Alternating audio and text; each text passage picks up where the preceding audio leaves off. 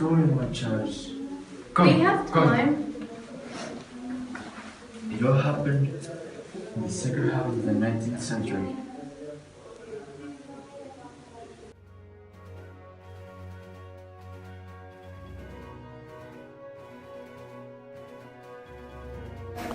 Two chaps called Karl Marx and Friedrich Engels saw that many people got less money from their jobs than others, so they had one idea.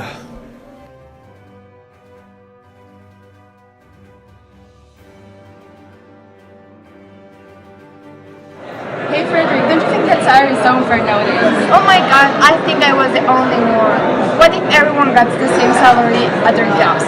That would be great. Let's set up a meeting and share our ideas. That's great!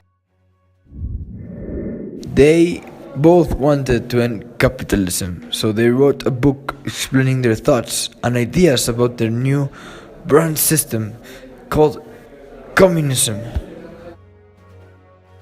It was very popular across the world, so it saw movements starting in Russia, Armenia, Azerbaijan, Belarus, Estonia, Georgia, Kazakhstan, Latvia, Moldova, Lithuania, Turkmenistan, Ukraine, Uzbekistan, Bulgaria, Czech Republic, East Germany, Hungary, Poland, Romania, Slovakia, Afghanistan, Cambodia, Mongolia, Yemen, Albania, Bosnia, Herzegovina, Croatia, Republic of Macedonia, Montenegro, Serbia, Slovakia, Angola, Benin, Republic of Congo, Ethiopia, Somalia, Mozambique, Eritrea, People's Republic of China, Cuba, North Korea, Vietnam, and Laos. Here in Russia, a guy named Vladimir Lenin founded the Russian Communist Party. He fought a civil war against the anti-Bolsheviks. He killed anyone who spoke out against his government, forced peasants to join his army, and took food from them to feed his soldiers. Millions of people starved to death. After the war, with the economy failing, Lenin began the new economy policy, which allowed some private ownership and capitalism. This saved Russia's economy, which recovered under the new policy. When the Bolsheviks finally won the Civil War, Lenin established the Soviet Union in 1922. It was the first communist country in the world. Sorry. After communism was set in Russia, a Cuban guy called Fidel Castro got inspired by Lenin and managed to become Cuba's leader. So he introduced communism domestic policies and started military and economic relationships with the Soviet Union. That led to the tense relations with the US, which ended in 1962 with the Cuban Missile Crisis. Improvements were made to healthcare and education, while he maintained dictatorships over the country. He persecuted or imprisoned anyone thought to be enemies of the regime. Thousands of people were killed or dying trying to flee Cuba.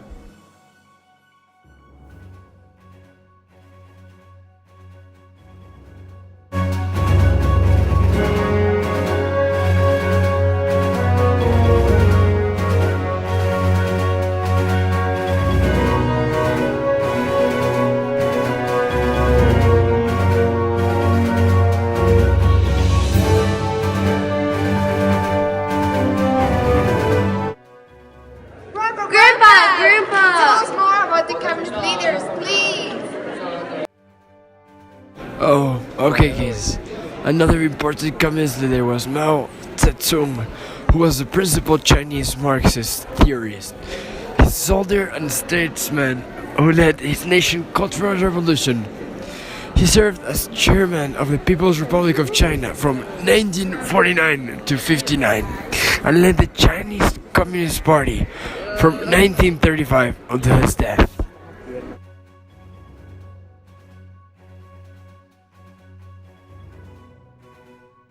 But we don't have to go back in time when we can just go to Cuba, where actual President Fidel Castro's brother, Raúl Castro, he took some power in 2008, and even though he described himself as a socialist, a Marxist and Leninist, he has ruled the country as a dedicated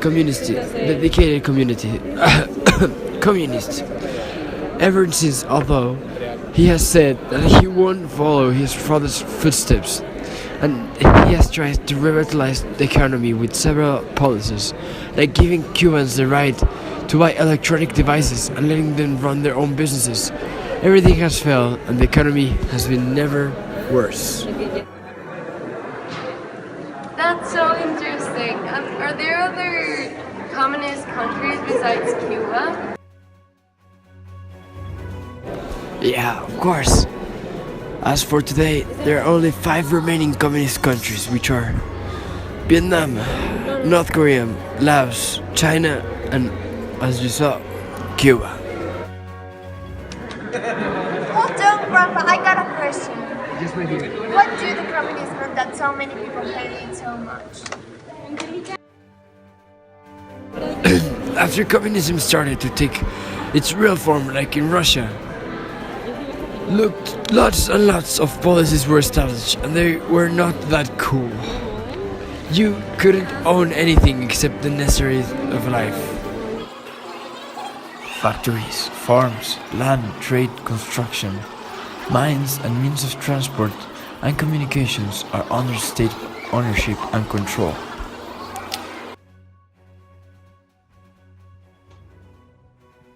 With capitalism, there were really rich people and poor people. So communism was the solution. It stabilized an economic balance, giving everyone the same.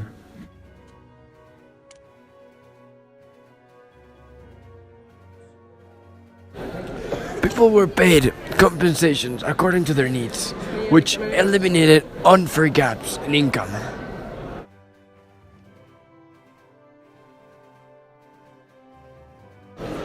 After these policies were established, people realized that the system wasn't as good and efficient as they thought it would be.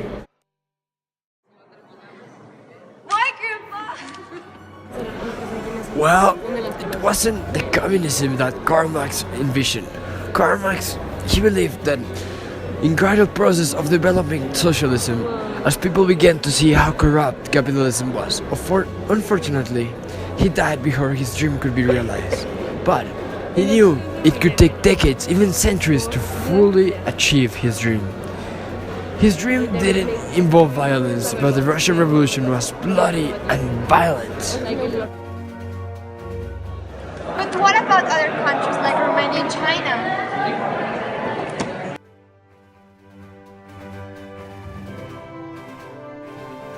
The 80s were marked by severe access limitations to food, energy, and most of all, information. Romanians were living under the fear of the ever watchful eyes of the Securitate, where anyone could see the state enemy and anyone could be an informer of the Securitate. So process started, and at the end, communism was eradicated from Romania. And China differs the most from almost every country in the list. Since communism is still in place and has succeeded, China shifted the system known as market socialism, which differs from the Soviet Union. Its reliance on the free market. After Mao Zedong's death, China restructured its government, providing its citizens with great freedoms, and changed its economic policy to favor market economy, open to foreign trade instead of the one that was centrally managed. During the 1980s, the Soviet government remained unwilling to make reforms it viewed as capitalistic, and the resulting economy decline led to the Soviet downfall. Wow, Grandpa. And how do you think the world would be right now if communism still existed in all the places it used to?